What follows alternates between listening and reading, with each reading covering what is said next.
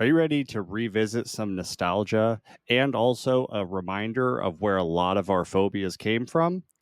We're talking about Final Destination. All of our phobias, I think, is the thing. Like things that, I mean, they prey on common phobias, but they also have invented entirely new ones. This franchise is incredible.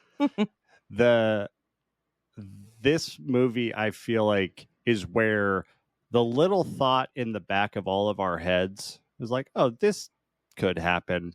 It just like pulled all that to the front of our brains in everything that we do. It's like, oh yeah, it's a plane. It could go down. And then it's like, yeah, the plane, there's a chance it's going to go down. No, it's definitely going down. That's what I feel now at the big. I'm every single flight. I just feel like I do not want to die. I don't want to die that way. And I don't know, like that's the one interesting thing about Final Destination is like, what if I saw that premonition, knowing what I know about Final Destination, which like I know obviously the characters don't, but like if I were to know, I might just stay on the fucking plane, you know? That's ridiculous.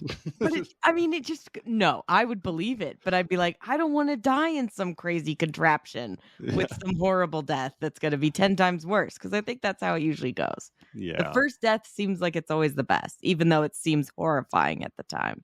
Yeah.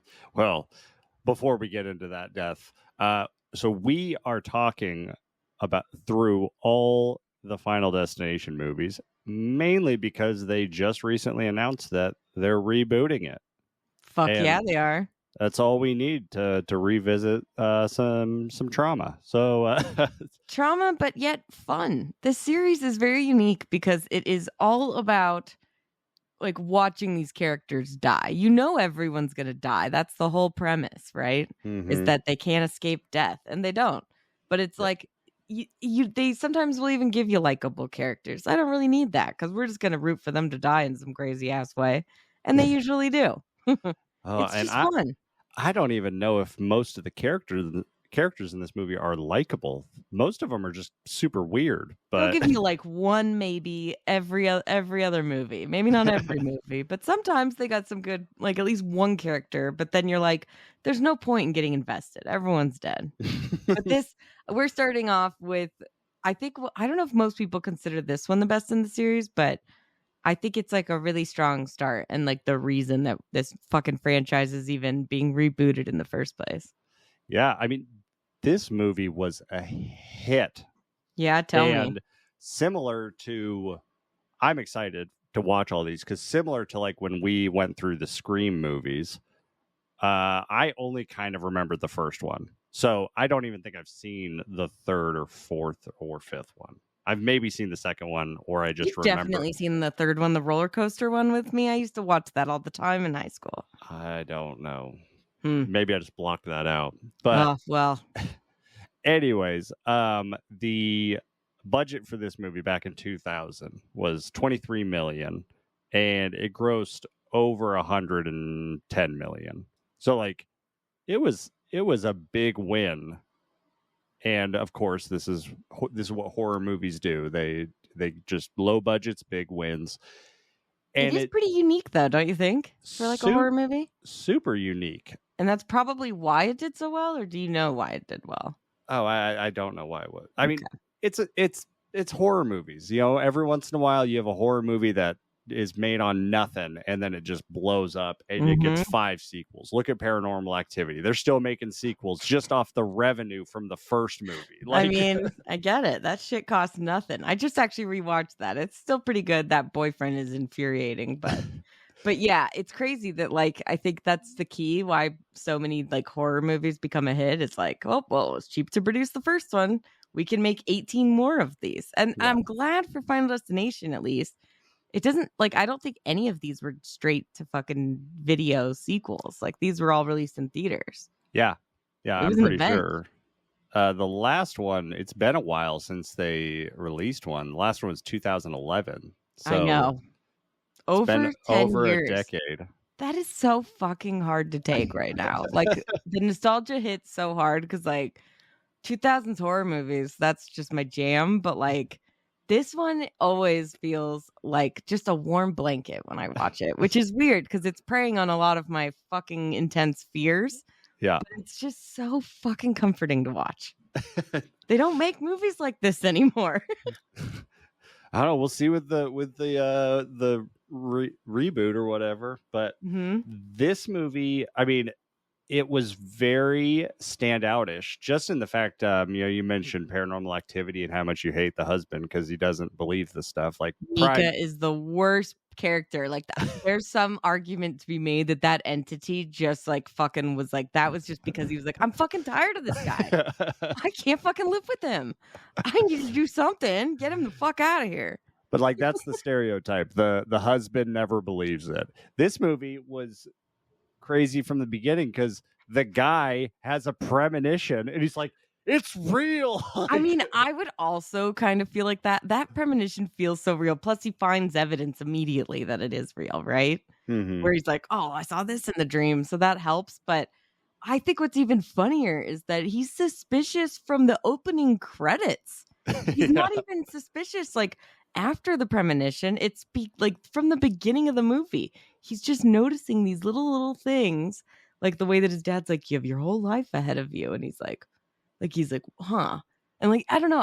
I love that like he's not totally unaware of everything, like every other character in every horror movie of all time. They're always so unaware until the last fucking second. So it's like so refreshing that he's like, I'm suspicious before I even know shit's going down. It's funny that you got that impression from the dad's speech. I thought he was weirded out by the dad's speech because it sounded like the dad was telling him just to go do some crazy shit in Europe, like go do some kinky French shit. Because I never got to when I was a kid. Live it up, as he says. Could have also been what he was saying, but I think it's more of like the focus on live it up and like the rest of your life ahead of you. That like you could tell that that's what Alex, fucking the main guy, is noticing and going. He gives his dad a weird look, like, why would you say that? And it's like, why would that be suspicious at this point? You haven't even, unless he was dreaming about this premonition before. So it's kind of weird that I don't know if they're like this in the rest of the movies. They're all pretty unaware until something happens. Yeah, I think he should have been on high alert the moment that his friend was like, hey, let's go shit together. Yeah, I also noticed that was like a red flag. Like, I wasn't sure, is that something that guys do together often? Because it felt weird. No, guys don't say, hey, dude, you want to go shit with me? We don't do that. But there's also oh, sorry, go ahead. I will say Todd's logic was pretty flawless. He does make up for it, but it's also like the way that he describes it is like really disturbing, and I feel like it makes me hate him. His voice is also very strange. I don't know what that kid's like, very weird. I'm kind of glad he's not in the movie very long. He has a strange accent compared to everyone else. Also, one thing that just stuck out to me was, so they're all supposed to be in the same grade. They look like they're different ages, but then they're also from like different decades, like how they dress. Yeah. I'm just like what? I don't know. It was like the main guy looks like stereotypes are enhanced. I think they're very obvious who's what person, and like so you can obviously tell your characters. I think. Yeah, it's just like the main kid looks like he's in junior high or I guess middle school. And then the guy who pisses his pants later, he like looks like he's in college. I don't know. Yeah. They just all look very different ages, not on the same grade. But and then John William Scott, just like hot off fucking playing Stifler, and I was just like waiting for that Stifler energy the entire movie. I got the Stifler energy the entire movie. I'm like, he must have just walked across the studio and just right after American Pie, just right into this. But then they gave him one of those like sports bags to just carry around or a jacket to wear. So it's like, oh, yeah. This is the guy who plays sports. Like that's, but I thought he was going to be the douchebag, and it was the other guy with like, who's like obviously the bad boy. Yeah. But I just love that. Like, I would say 90% of his lines are just literally like, oh, fuck you. Like he's yelling at that kid because he's always like fucking falling over or some shit. It's hilarious. The weirdest person in this entire movie is it Claire? or Clear? No, it's fucking. This is one of my biggest questions for this movie that I don't think I'll ever get a good answer for. Is why is her name Clear? It's Clear Waters. Why? Clear Rivers. Whatever. It's the same fucking thing as Clear Waters. I so badly every time I just will it to be Claire. I'm like, somebody stop. But like, I feel like especially the main kid, Alex, is always saying Clear. And I'm like, stop. It's just the worst. Why? Why couldn't they just give her Claire? I don't know. It's a weird thing and it just bothers me every time. The weirdest thing about her character, I mean, besides the fact she's just weird, yeah. Yeah, besides that her hobby is welding. Like, the weirdest shit. Like, she's fucking crazy. I'm convinced that her and Alex's interactions, the entire movie up until the mortician scene, she's just trying to fuck Alex. Like, I think so. Like the whole welding, her like monologue and stuff. So I'm like, major like DTF. Let's seal the deal on this. And then after the mortician, she's like, whoa, I thought we were just fucking around. What is all this? What the hell is all this? No. Yeah, you're right. I think that was actually originally like I think they ended up changing a bunch of stuff in the movie. And I think her character and him were originally going to like be in a relationship. And like it tested poorly with audiences or something. And so they removed that whole plot. And she was going to like be pregnant at the end. Like it was a weird thing. And so I think like some of that, especially in the early half of the movie, is like still there. Mm-hmm. And I think just people just really didn't respond to either like whatever kind of relationship they were trying. I mean, it's better to focus. Alex has enough worries. I don't think he has time to worry about starting a new relationship. And what's the point if fucking death is on your tail? That's all I got to say. They kept it more simple. I think that's the way to go. I thought the exact same thing. I was like, there has to be a deleted scene because at one point in the movie, they are just apparently in a relationship because they call each other baby. Yeah, that happens like, out of nowhere. Baby, are you okay? Baby. I'm like, baby. Did I miss something? This relationship is moving extremely fast. I mean, to be fair, they don't have a lot of time left. Like they're constantly like, this could be my last moment. So I guess it's not totally unheard of. They might just jump the gun and fucking be like, hey, babe, like already. But it does feel a little fast. I mean, it's just crazy. This movie's so weird because it's basically a slasher movie, right? Mm-hmm. But there's no villain killer. Like there's no one method, no weapon, no distinct look. I think originally they were going to have death be a character.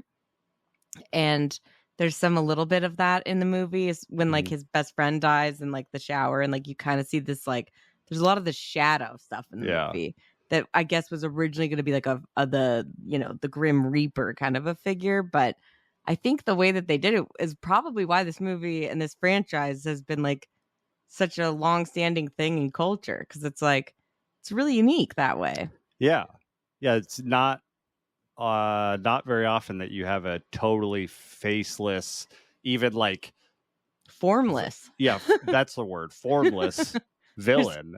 Yeah, and it definitely makes it stand out. And so let's talk about some of these deaths because these movies are all about the deaths.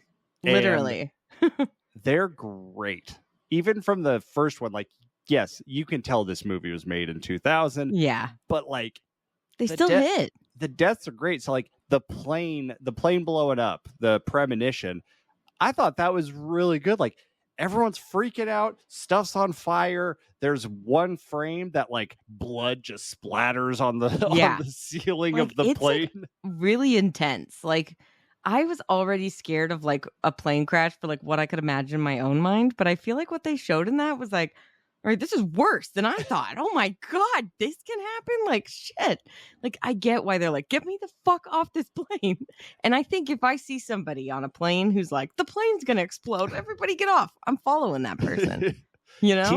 TSA must have hated this movie. They're just like, God, this is just making everyone stressed.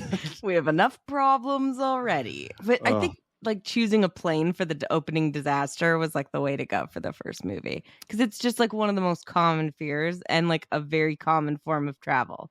Yeah. Well, and it was a very bold move. Like the writers, director, like the whole crew, they didn't give a fuck. They're like, let's put all the worst possible cases on this plane. Let's put high school students, adults, women, children, disabled people. Let's just throw them all on the plane and kill them. It's like pretty fucked up when they're talking about that at the beginning. Like, oh, it's pretty fucked up. God, yeah, like that didn't age so well.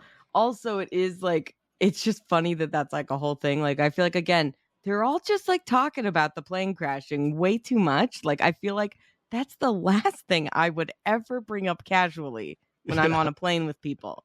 Because I know me, and I would get like, I don't need that idea in my head. I'm trying to think of anything else. And to say, oh, it'd be a pretty fucked up God, like, to take down this plane. Like, as soon as we're getting on, I'd be like, well, why would you say that? Now that's all I'm going to think about. Of course he would. Fuck, oh, man. You know, it's just, it's so great. And like the whole thing of like, I love that each movie has really stuck with it because it's incredible. Like just the whole premonition, which I feel like a lot of times when it's used in horror movies, doesn't always work. Yeah. But these always do. I don't know what it is about the Final Destination ones. They're like, they also just feel extremely real. I think they do incorporate a good amount of like practical effects with their CGI. Maybe not in all the sequels, but at least in the first two, for sure. Yeah. So then we get to the first real death. But I want to shout out real quick, my favorite scene in the entire movie happens right before this. It's after the funeral or memorial thing, and he is back at home, and he looks at the newspaper, and he sees a picture of Clear with the slightest bit of boob cleavage shadow, and he's like, you know what? I know I just came from a memorial. I need to rub one out. He grabs the Maxim or Penthouse magazine. You're right. And I guess I never noticed that. And then that's what gets shredded, and then he sees Todd. But it's just like, wow, that picture in the newspaper for the memorial, that's some cleavage shadow. It's black and white. That weirdo chick. HD's not a thing yet, but I need to take care of this. I mean, in the 2000s, you had to take when you got it. He was like, I don't know why this is doing it for me, but like, let's just see this through to the end.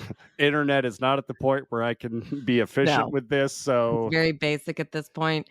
I do love too that like out of all the hints that they ever get, I feel like the first one is like death. I mean, whoever's doing this, it can't be Death that's giving these hints out. Why would he be trying to, unless he's like so bored because no one can ever go against him that he's like, I gotta have somebody to fucking make things interesting. But like whoever's giving him these clues, they're just giving him the word Todd. Like, okay. But like, I mean, if you're not thinking about this, like how, it's like, you know, he gets the hairs on the back of his neck or whatever, stand up. And so he's like, oh, something's happening. But I love how suspicious this kid is, because at every fucking time somebody dies, it's like, yeah, he had a premonition, but he's there like really either too soon or like running away from the scene. And I'm like, dude, get it together. Okay. You got to think about how the cops are going to be looking at this, because this guy is not too worried about that. I mean, Todd, him being late to that makes sense because, you know, he had a boner. Like that's he true. Had to take care of that before he could leave the house, you know. Todd. Well, you know, I better finish this. It's like walking around with a loaded gun, man. I'm sure he's fine. He'll be fine. Just a few more minutes. What did you think about Todd's death? That's like probably the first one that really sets up how these are going to go, because it's like one little thing, one little thing, one little thing. All these like little tiny things happen in order for it to actually happen. Todd's death is great. And all of the deaths in this movie are actually great for this reason. Deaths by now have become very predictable, and all the deaths in this movie not so predictable. Like none of them. Todd's death, I didn't really remember this movie, but rewatching, I was like, how does he die again? It's something like he slips. But I was a big fan of this death scene because it's just anticipation on anticipation on anticipation. I mean, you have to ignore the weird Listerine fluid that's Yeah, that was on the something that was like, floor. and then Death like cleans up after himself. Like they don't do that in any of the other movies, thank God. It's like, no one's gonna suspect Death. What is Yeah. he cleaning up the fucking crime scene for? It doesn't really make sense. The thing that stuck out to me the most of like this is, why didn't you notice this, is when the Listerine pool has become so big that it's now moving, you see that it's like a full leaky hose, like there's a stream coming out. Anybody would hear that. Like if you've ever heard water dripping or just pouring water into another thing of water, it's loud. Yeah, it's not like he's running the shower or the sink or anything. He's like flossing his fucking teeth. Like there's nothing to hear. He turns on the John Denver, you know, for a second, but he's also on the toilet when we first come to this scene, right? He's like taking a shit. Shitting is a major through line of Todd's character. It's so weird. It's like, I mean, and he's only in the first like quarter of the movie. It's so bizarre. I'm like, was this a character choice? Like, what's the deal? But yeah, so like you think you start thinking of all the ways that he's gonna die. And it's great. It's like building up the anticipation. And then he slips, and when it happens, it happens so fast. Yeah, it's crazy. And I loved it. Like, yeah, because you're like, if he had any time, he probably could figure out a way out of it. But it's like the way that it happens so quick, the thing comes loose, he gets wrapped up by the neck. All the shampoo spills everywhere, so everything is slippery. Yeah. Dude, it's stressful watching it. Like, just the helplessness of it. And I think that's something that they really expand upon in the movies. I think the ones, not every single death is always like this, but there's always either it's the first one or like one in the movie that happens a lot. Like it's a longer death because it's like all these little things, and the buildup is always perfection. When they do it right, it's like you can really draw this out, and you're right. You're like coming up with all these other ideas because you don't know how it's going to happen until like the last fucking second. And then you're like, oh my God, it's like incredible. Yeah. I'm like, I'm kind of impressed. Like, I'm not even mad. I'm like impressed. Like Death, that was good. That was unique. I liked it. And the cherry on top is when you see his eyes go bloodshot. I'm like, that's effective as fuck. That's what I'm saying, man. So that was a great scene. And if the Listerine water wasn't as big of a factor, it might have been the top pick for me, but it's not my top pick. It's just funny though that like the parents, like especially the dad, I feel like he's like so angry at Alex, the friend, like the main kid, and he's like, it's your fault. It's like, calm the fuck down, man. Like like before like Todd even dies, this guy's mad at him, and it's like, sorry your other son died, but like at least I saved one of them. And that was his idiot decision to stay on the plane, right? Yeah. I mean, it's just funny. And then he's like, oh, it's your fault. But I'm like, did no one see that he was like trying to fucking get out of the, like when the thing's wrapped around his neck, he's like pulling it. Only the mortician saw that. Yeah, but I'm like, okay. And so, I mean, maybe let's talk about the mortician, Tony Todd. Like, is he Death? Is that who we're supposed to believe? Or is he the friend that's helping them out with these visions all the time? That is a good question. When I watched, I was like, something's up with this mortician. He has no problem that these people have broken into. Yeah, very calm, like he knew they were coming. And then they break in. They then go in with an exposed body, and he's Their like, friend. He's like, "What's up, guys? Yeah, thanks for breaking in. I'll have to replace that lock." But good to see. Do some disturbing shit to your friend while you're here. Like, I'm like, could you wait a minute, dude? Like, fuck. Like, he's like, let me shove this thing into him and start pouring out all of his fluids. It's like, good fucking God, stop. Yeah. And he's like smiling the whole time. I mean, he's too all-knowing. He knows something. He's either the good guy or the bad guy. And I've found mixed answers online, so I was just curious what your idea was. I think he's definitely Death, or maybe maybe like you were saying, he's the other side, that he's the one giving them the premonition. You know, maybe he's the Grim Reaper, because Death is not the Grim Reaper, because he says if you screw up Death, then it'll bring a terror that even scares the Grim Reaper. So they're two different things. But he has the best line of the entire movie. He's like, you don't want to fuck with that Mac Daddy. Yep. Like that line comes out of nowhere. I know. That's what I'm saying. I'm like, this guy knows something. And I'd be like so annoyed. And then he's even in the second one. And they're like, who is this guy? How do you know him? She's like, I have no idea. She's just like, let's go back to that fucking place. I'm sure he's there. And of course he is. And he knows everything. And it's like, she's like, I have no answers. He doesn't give us shit. He knows certain things. At least God, he's there to give someone the rules. Because like really without him, they'd be kind of fucked. Yeah. I mean, you need something to kind of tell you this. I feel like because he's only in that one scene, I feel like they told him that he was in a very different movie than he was actually in. Like Tony Todd, man. The way he talks, he's just like very like articulate, like he's a comic book villain. Like I mean, it's very similar to his Candyman, you know? Like it's very, very same vibe, but I just think he's delightful. I think the only one he's not actually in is the third one. But like his voice is like the voice of the devil, like roller coaster ride at the theme park. So like he's on the voiceover, but he's just a great character. And I love that he's like the one that's been in every single one of these. It's pretty incredible. You don't want to fuck with that Mac Daddy. No, you don't. I will say that's like probably the best line, but I think my personal favorite is it Billy? Is that the guy who's like the fucking douchebag? No, Carter. Carter, yeah. Fuck Carter. Carter has this line when he's like, because when they find out finally, like, oh yeah, we're all gonna die no matter what, and he's like, I'm never gonna die. I'm like, that is probably the dumbest thing that anyone's ever said ever. Like, who would fucking yell that and act like that's for sure gonna happen? Like, of course you're gonna die.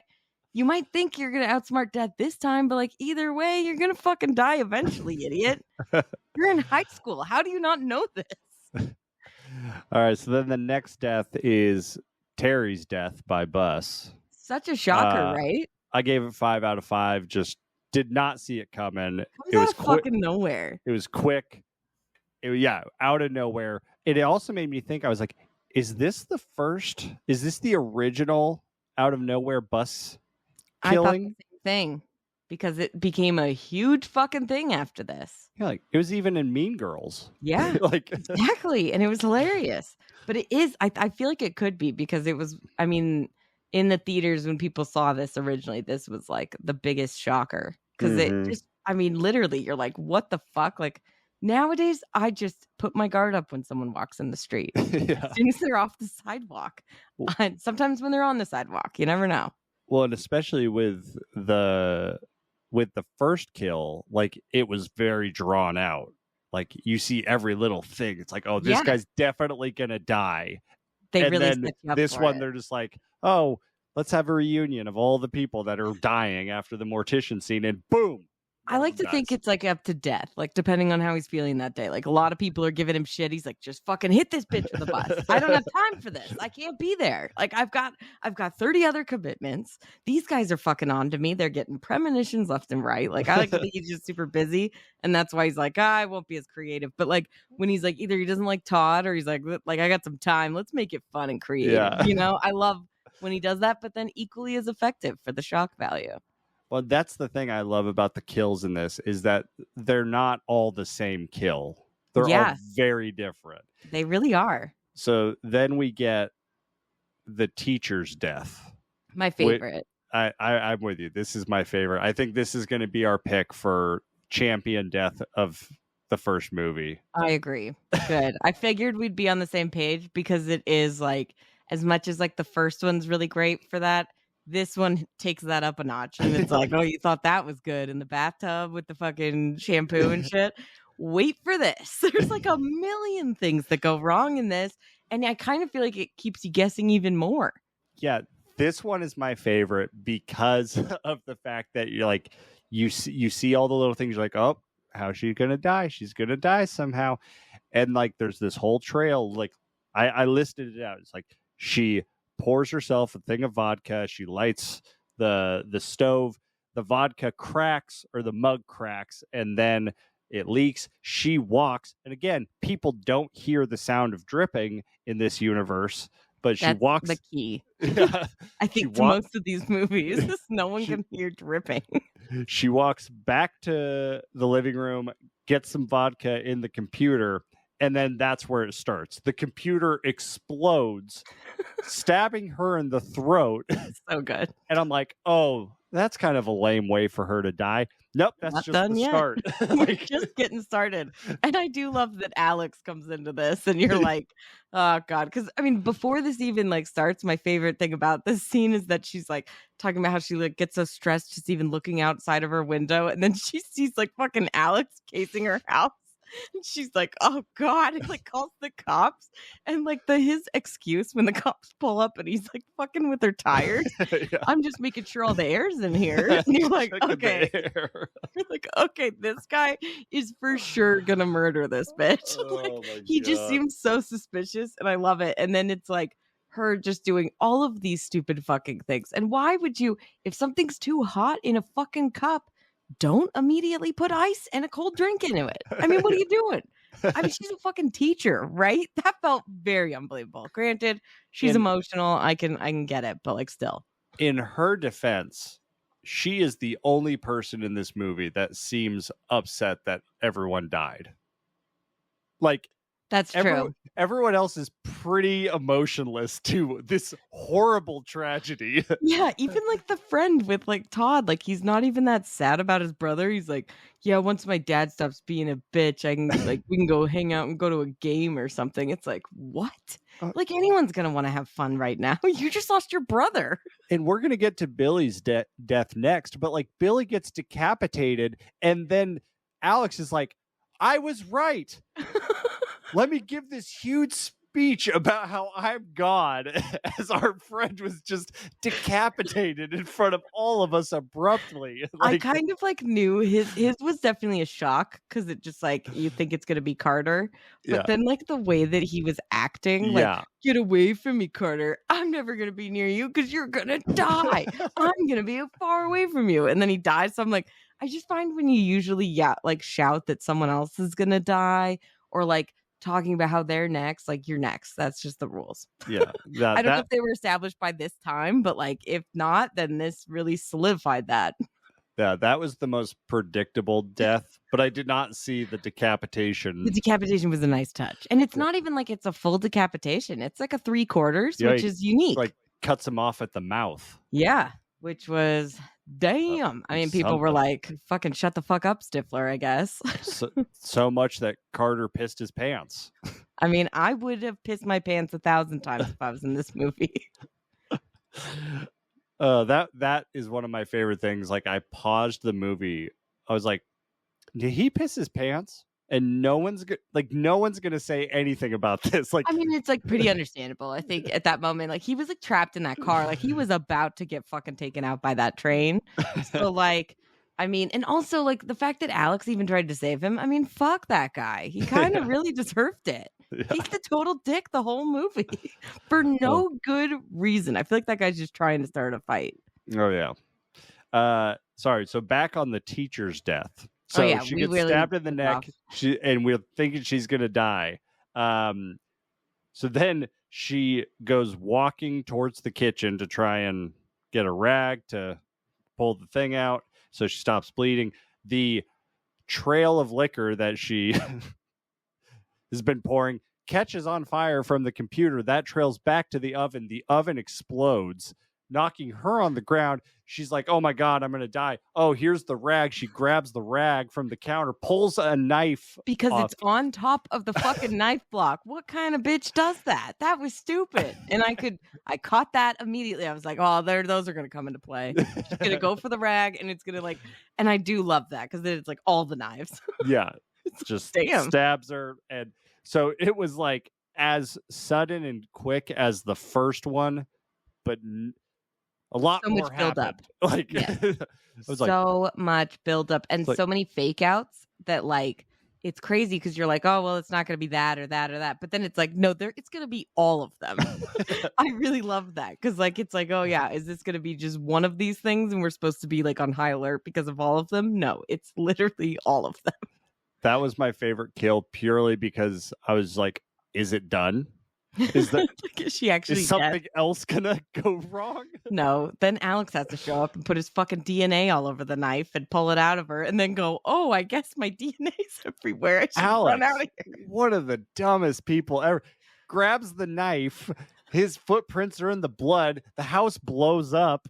So everything's like cauterized. And Sean William Scott's like right outside and sees him and he doesn't say anything to him. He just runs away and goes, Alex, like, what the fuck were you doing in there? Why did you run out of that place as it exploded? It's hilarious because he should have been smarter than that because literally like 20 minutes before that he had just been fucking interrogated by the cops because he got picked up by them. Like, just fucking be on alert, man. There's another thing that you have to worry about besides death, which is, I guess, jail. But what does it matter, I guess, if death is going to get you anyways? Yep, that's very true. So then we already talked about Billy's death. Yeah. Very clean, simple, abrupt. Really, this is kind of like the trend that we're seeing, like fast and quick build-up death, then very sudden death. Mm-hmm. And then that's really kind of the last death. But I did want to say, the whole scene of Billy in the Alex in the cabin, and like he's like baby proofed, death proofed this cabin.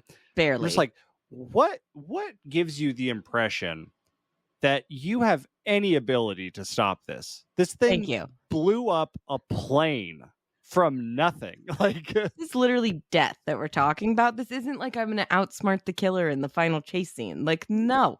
You literally have to beat death, who kills everyone. Like, the thing about it is that even if you outsmart him for 5 minutes, you're going to die eventually. It's like, is this worth it looking over your shoulder for the rest of your life? You're in a cabin in the woods. All it takes is a forest fire. Literally. That's not that hard for death. If death can kill someone with Listerine. Exactly. I was like, this is the worst safe room I've ever seen. There's nothing safe about this place. He literally is trying to start a fire in there. And he can't because the lighter doesn't work. And that's when he knows, oh, it must not be me. It must be fucking clear waters. Right, clear rivers, whatever. And then her whole thing, I'm like, this just seems extravagant. The way that death is going about this. I felt like it kind of lost me a little bit there. I'm like, I don't really know what's going on. There's wind, there's fire, there's electrical storms, there's fucking water. Like, what? I was more concerned about the dog than anyone else. The dog's not on death's list, okay? Take this bitch and let the dog go.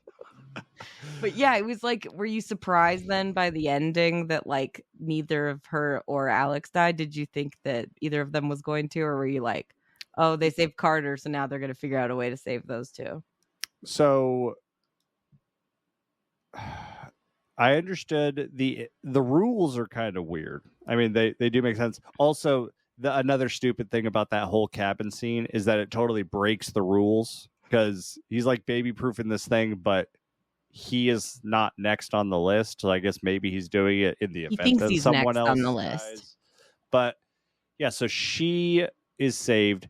Then he gets electrocuted and then revived. So I guess that counts as intervention. No.